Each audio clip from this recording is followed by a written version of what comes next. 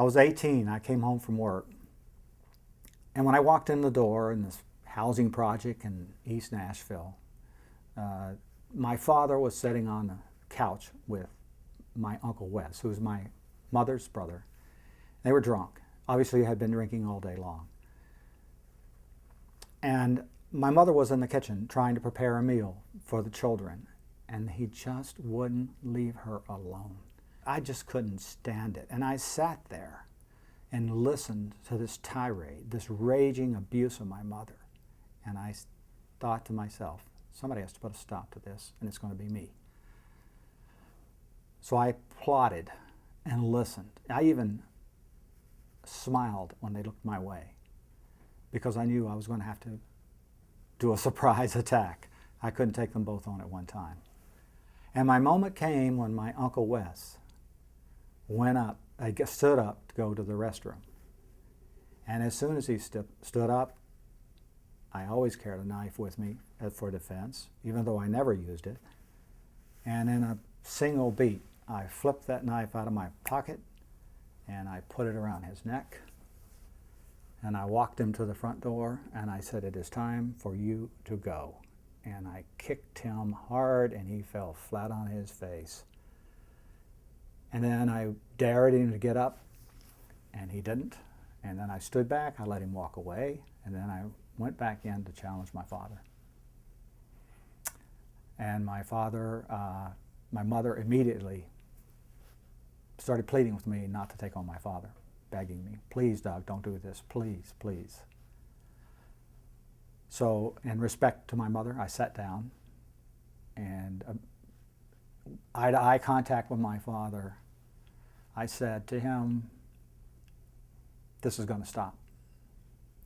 And one of us is going to die if you don't stop it.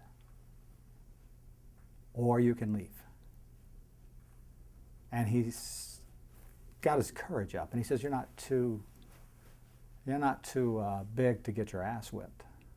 And I said, "Fine. Let's do it right now." And I could see the fear in his eyes. And I walked outside and I sat on this little stoop, which is these housing projects are all jammed together. It's horrible. And you could hear everything. And I heard my father's footsteps coming down those concrete steps that led up to the bedrooms. And I could hear every step. And I don't know, it was the strangest moment. I was so calm. And I feel once again that spiritual light was communicating with me and saying, just stay where you are, be calm. And that's exactly what I did. I just stayed where I was.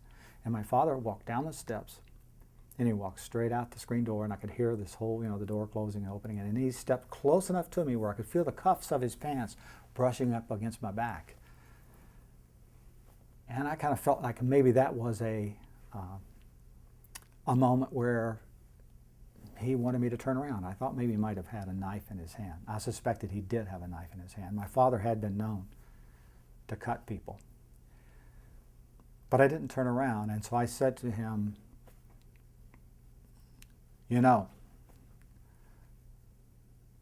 one of us is going to have to leave this house. I'm serious. You're going to have to change your ways. And he said, "What are you going to do about it?" And then I was damn sure that he had a knife in his hand. But I didn't turn around. I mean, I was being guided by this spiritual force, I'm convinced.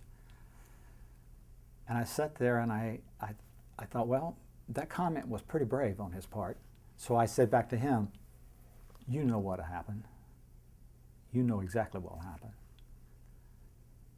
And then there was a silence. There's always a rule that the next one speaks loses. I wasn't about to say another word.